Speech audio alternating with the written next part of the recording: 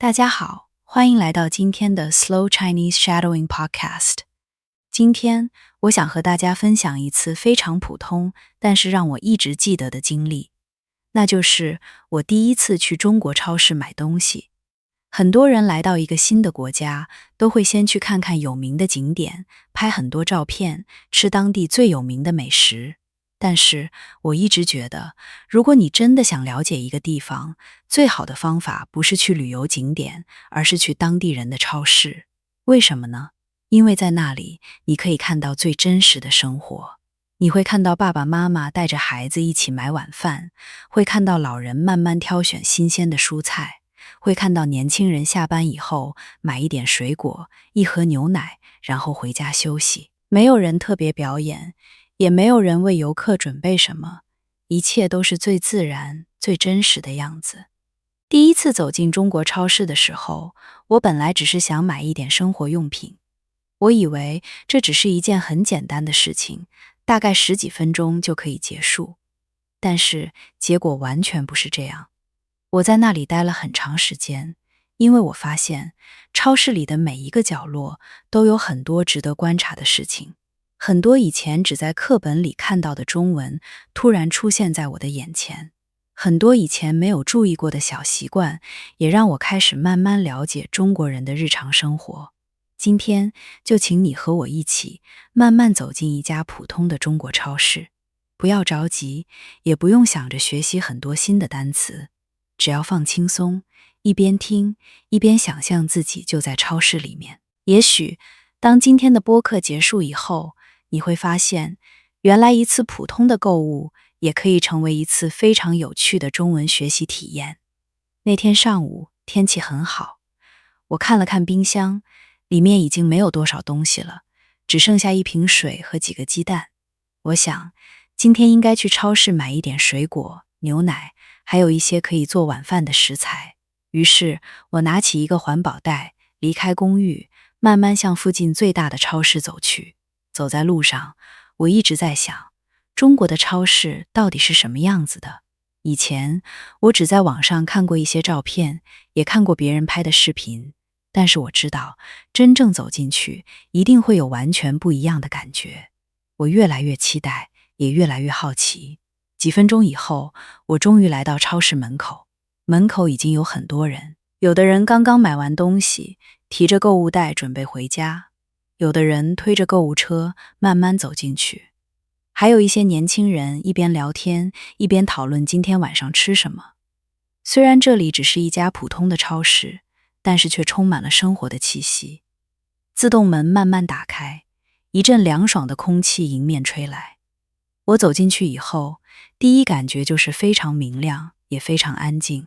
超市里放着轻松的音乐，灯光很柔和，每一个货架都整理得整整齐齐，让人一下子就放松下来。我没有马上开始购物，而是站在入口，看了看整个超市。我想先了解这里的环境，再慢慢开始今天的购物。入口附近放着很多今天正在打折的商品，不少顾客都会停下来看看价格。有的人拿起商品认真比较，有的人打开手机查看购物清单，还有一些老人一边聊天，一边慢慢推着购物车。我发现，大家购物的时候都很放松，没有人急着跑来跑去，也没有人大声说话。整个超市给人的感觉很安静，很舒服。我推着购物车慢慢向前走，很快闻到了一阵刚出炉面包的香味儿。我顺着香味儿来到面包区，看见很多新鲜的面包、蛋糕和甜点整齐地放在架子上。一位工作人员正在把刚刚做好的面包放到货架上，不少顾客停下来挑选自己喜欢的口味。虽然我今天本来没有打算买面包，但是闻到这样的香味儿，我还是忍不住停下来看了一会儿。继续往里面走，我开始发现，这里不仅是一个买东西的地方，更像一个观察生活的地方。有人认真比较不同品牌的牛奶，有人耐心挑选今天最新鲜的水果，也有人只买几样简单的东西，然后很快离开。每个人都有自己的生活节奏，也有自己的购物习惯。我突然觉得，如果想真正了解一个国家，也许不一定要去很多旅游景点。像这样，在一家普通的超市慢慢走一走，看一看，听一听，就已经能够发现很多有趣的故事。我笑了笑，轻轻推着购物车继续向前走。我知道，今天真正有趣的事情才刚刚开始。我本来打算先去买牛奶，因为冰箱里的牛奶已经喝完了。但是刚走几步，我就被水果区吸引住了。水果区比我想象中大得多，这里有很多不同颜色的水果，看起来非常新鲜。红色的苹果，绿色的葡萄，黄色的香蕉，还有很多我以前没有见过的水果，整整齐齐地放在架子上。很多顾客慢慢地推着购物车，一边聊天，一边认真挑选自己喜欢的水果。没有人很着急，大家都花一点时间看看、摸摸、比较一下，然后才决定买什么。我也停了下来，想买几个苹果。可是我很快发现，这里的苹果有很多种，有的大一点，有的小一点，有的颜色很红，有的颜色偏黄，有的价格比较便宜，有的价格却贵一点。我站在那里看了很久，心里一直在想，到底应该买哪一种。就在这时候，我看到一位老奶奶也在挑苹果。她拿起一个苹果，仔细看看，然后轻轻放下。接着，她又拿起另外一个，再认真看看。我觉得很好奇，因为她一点儿也不着急，好像每一个苹果都需要认真观察。我站在旁边，看了一会儿，也开始学着她的样子，慢慢挑选。后来，我终于选好了几个苹果，把它们放进购物袋里。虽然只是买几个水果，但是我觉得这也是一种新的体验。在我的国家，很多人买水果的时候都会很快做决定，可是在这里，我发现不少人更喜欢慢慢挑选，他们希望买到更新鲜、更好吃的水果。我觉得这也是一种生活态度。离开水果区以后，我继续向前走，很快来到蔬菜区，这里的人更多，也更加热闹。很多叔叔阿姨一边推着购物车，一边讨论今天晚上吃什么。有的人说今天想做鱼，有的人说想吃面，还有人正在给家里打电话，问应该买什么菜。我虽然听不懂每一句话，但是已经可以听懂很多熟悉的单词，比如西红柿、鸡蛋、土豆、青菜。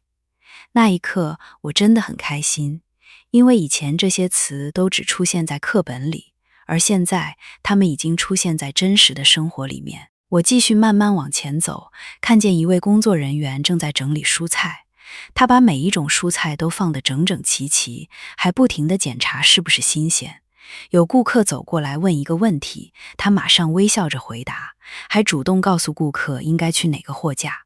我发现，在超市里，工作人员虽然一直很忙，但是他们还是很有耐心。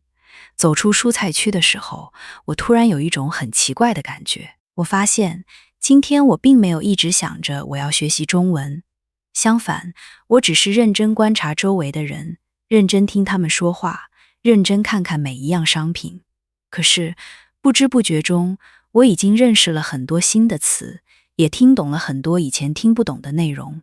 我终于明白，学习语言并不一定要一直坐在书桌前。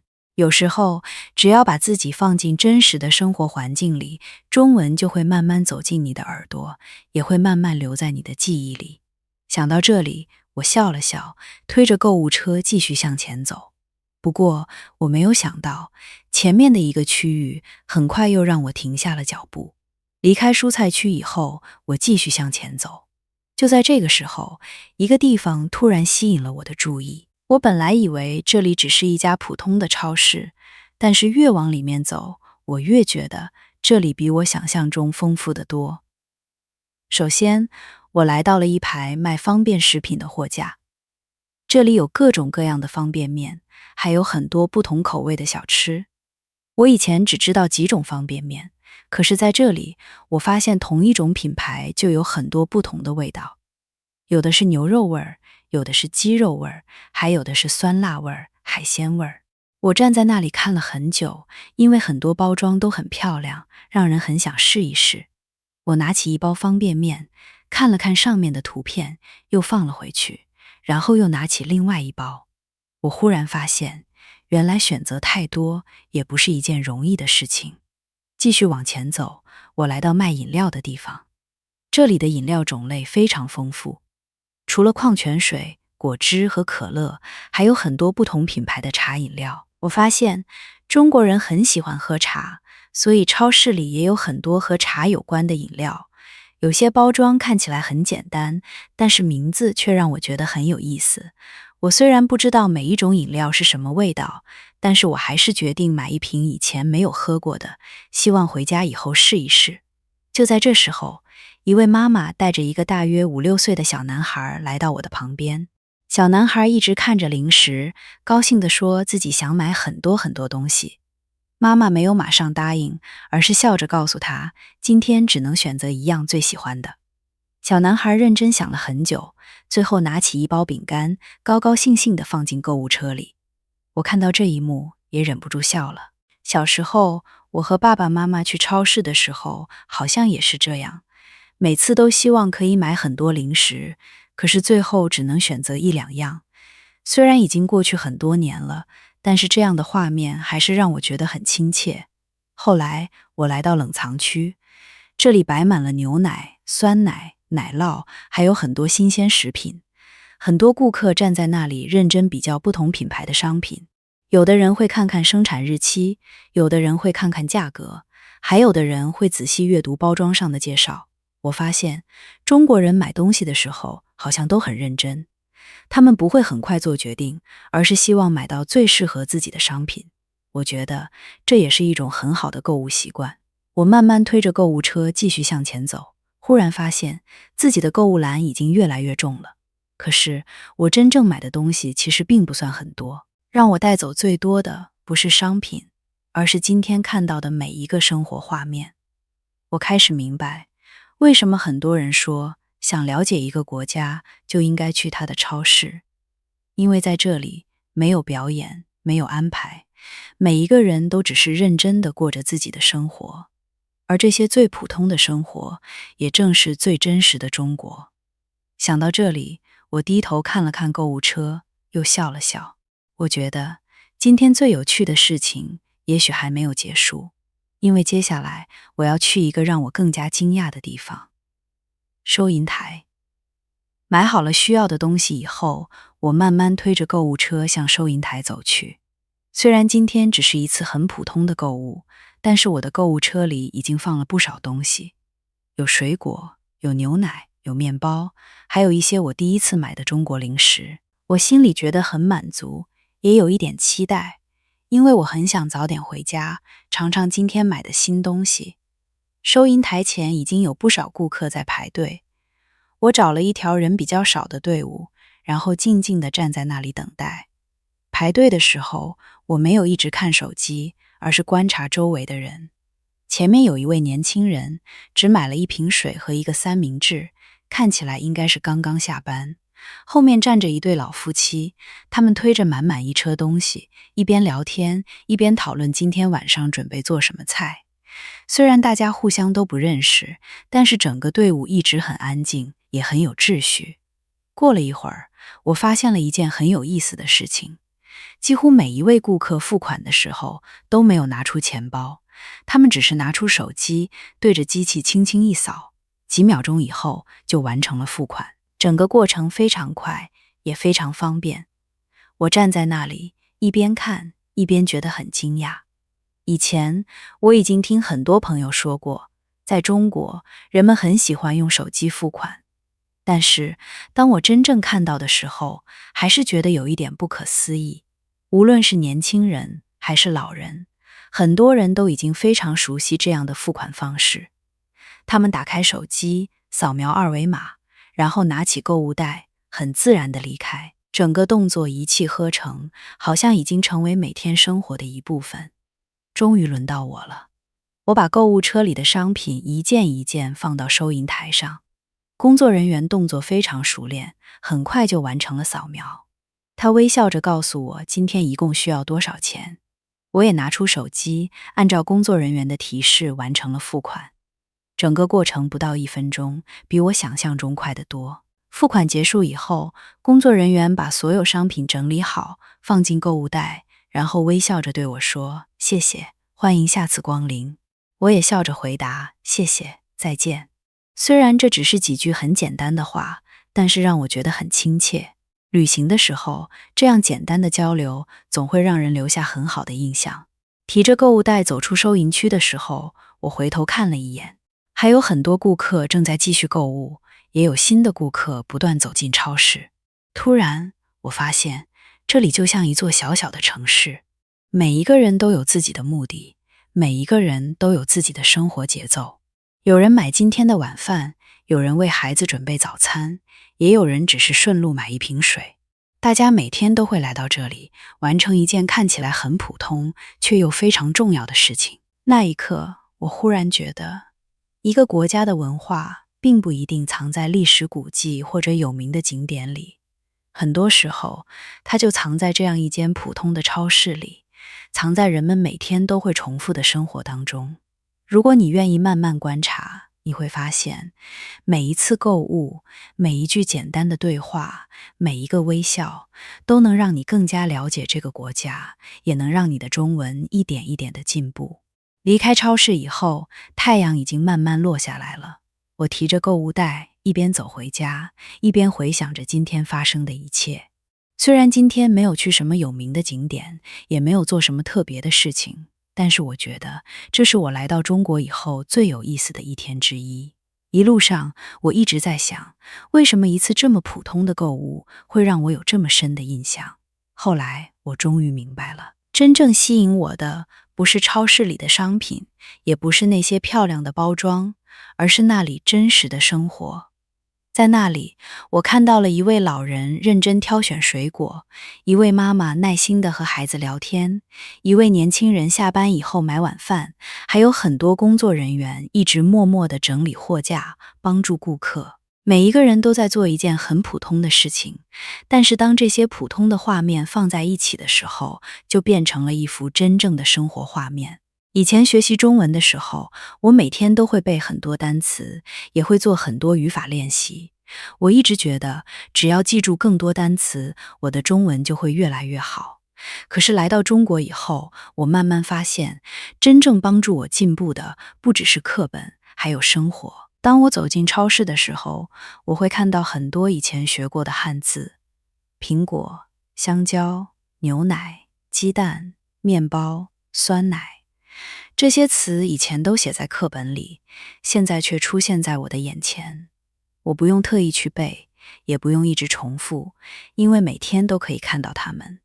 慢慢的，这些词自然就留在了我的记忆里。更重要的是，我开始听懂越来越多真实的中文。有人问价格，有人讨论晚饭，有人提醒孩子慢一点，还有人对工作人员说谢谢。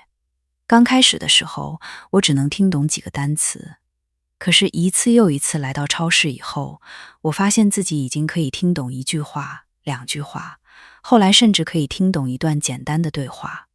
那一刻，我真的很开心，因为我知道我的中文正在一点一点的进步。我觉得学习一门语言不一定每天都要给自己很大的压力，有时候只要愿意走进真实的生活，认真观察，认真倾听，语言就会慢慢走进我们的心里。也许一开始你听不懂很多内容，也许一开始你不认识很多汉字，但是没有关系，只要坚持下去，每一次新的体验都会让你比昨天进步一点点。如果有一天你来到中国，我希望你也能去一家普通的超市看看，不要着急买东西，也不要一直低头看手机，试着慢慢地走一走，看看人们在买什么，听听他们在说什么，闻闻刚出炉面包的香味儿，感受一下最普通、最真实的中国生活。我相信你一定会发现很多有趣的事情，也会学到很多课本里没有的中文。今天的播客就到这里，非常感谢你一直听到最后。如果你喜欢这样的慢速中文播客，希望它能够陪伴你每天学习一点点中文，也陪伴你一点一点了解中国文化。下一期，我们还会一起去探索更多有趣的地方，分享更多真实的生活故事。感谢你的收听，祝你每天都能开心学习中文。我们下一期播客再见。